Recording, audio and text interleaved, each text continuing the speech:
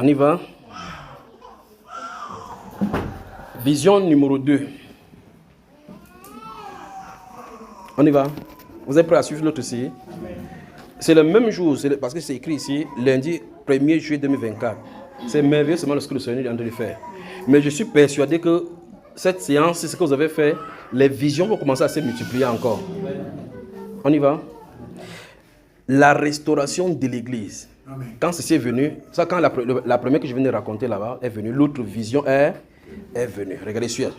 Juste après la première vision, j'étais quelque part. Et physiquement, je voyais les édifices religieux. Je vais mettre ça comme ça.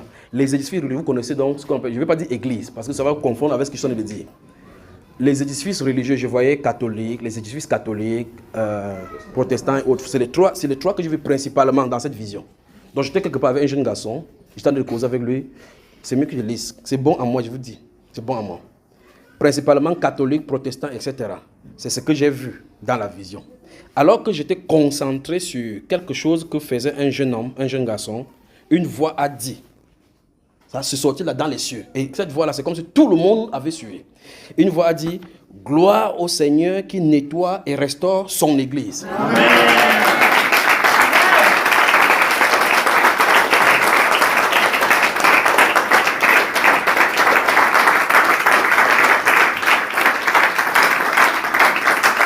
Ah, magnifique Jésus. Cette voix était tellement forte comme venant du haut afin que tout le monde puisse entendre. Dieu va créer un bouleversement sur la terre. Il y a quelque chose que Dieu a fait au milieu de l'église que personne ne peut rester indifférent. Maintenant, suivez ce qui va arriver. Après cette voix, tout le monde est sorti de façon instantanée. Parce qu'on était dans une maison, j'étais dans une case, c'était une case, pas une maison. J'étais en train de suivre ce que ce jeune garçon se faisait. Et là, les édifices catholiques étaient de l'autre côté là-bas. Quand on a suivi comme ça, comme la voix parlait, ça a attiré l'attention de tout le monde. Tout le monde, chacun est sorti de la maison. On est allé pour savoir ce qui se passe dehors. Écoutez bien. Après cette voix, tout le monde est sorti de façon instantanée pour voir de quoi il était question. À ma grande surprise, c'est dit essaie de suspecter, savoir ce qui s'est passé. On ne peut pas savoir. À ma grande surprise,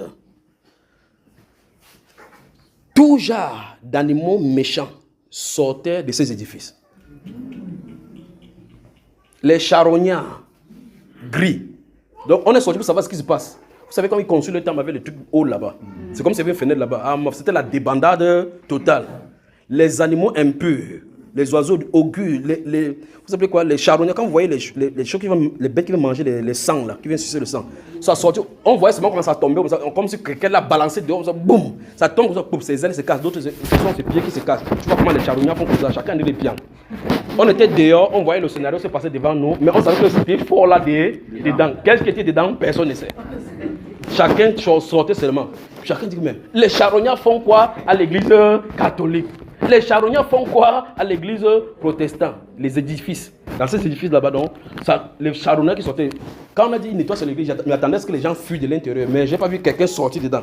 J'ai vu des animaux impurs et méchants. Méchants, c'est le mot. Méchants sortaient de là. D'accord? Très bien. Comme si quelqu'un les frappait afin qu'ils sortent avec précipitation. D'accord? J'ai vu des oiseaux gris.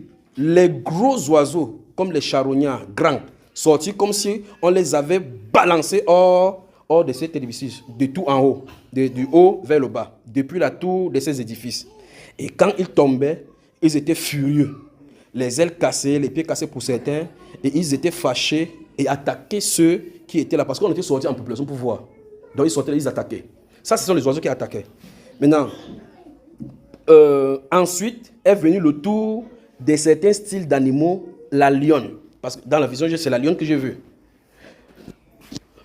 Pas le lion. Je n'ai pas vu de lion. Parce que vous voyez la lionne, vous savez que c'est la lionne. Il n'a pas de crinière. Elle n'a pas de crinière. C'est la lionne. J'ai vu beaucoup de lions sortir. Beaucoup de lions sortir à famille. C'est pour ça que le bataille qu'on a fait, on va encore faire la bataille encore plus grave. Beaucoup de lions sortis. Elles étaient nombreux. Et j'ai crié, ce sont des lions. Mettez-vous à l'abri. J'étais en train de crier là-bas. Parce qu'on était là, on était surpris avec les premiers animaux qui sont sortis. C'était les oiseaux, donc on était là en train de contempler. En voyant, on croyait que c'était fini. Maf, on a balancé, maintenant c'était les lions qui tombaient. Quand ils tombaient, boum. Vous pouvez imaginer le scénario, non? Les lions qui ont faim depuis des années. Et j'ai vu un petit bébé là qui était dans le marché comme ça. Et une lionne était juste devant. J'ai dit, c'est tellement bon à moi que je ne vais même plus lire, je vais seulement parler. Ça sortait de partout et venait vers nous, voyant l'état de leur ventre, comme elles étaient affamées, amaigries. Je me disais, oh, elles vont dévorer tout sur leur passage. Et à ma grande surprise, il y avait là, juste à côté même, les bébés, juste à un pas. Vous savez, quand le lion fait comme ça là, il fait boum, il te grappe comme ça là. Quand l'enfant était innocent, il marchait comme ça là. J'étais sûr et certain que ça allait bouffer l'enfant là. Sûr et certain. Donc, j'étais là, j'étais allé chercher. À côté de moi, il n'y a pas de bâton, il n'y a rien pour attaquer les lions. J'étais juste là et j'ai commencé à crier. Laissez-moi seulement lire. Juste à un pas de son nez, j'étais dans tous mes états, criant, mettez-vous à l'abri, donnez-moi mon âme, donnez-moi mon âme afin que je tire. Vous ne me connaissez pas bien. Donnez-moi mon âme afin que je tire, car je me disais qu'elles vont bondir et prendre les enfants innocents. Mais elles mangeaient et reniflaient.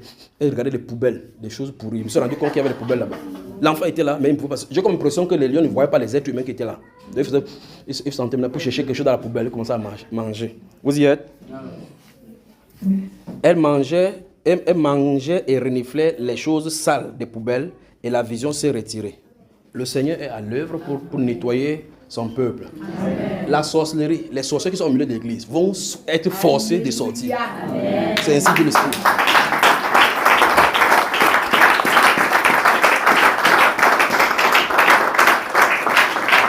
Donc, si vous avez vos mères, vos frères, vos pères, qui sont des anciens d'église, qui sont les pasteurs, qui vivent dans la sorcellerie, qui ont pris les puissances au Bénin, en Haïti, ou quoi que ce soit, pour faire les miracles avec, l'heure est venue.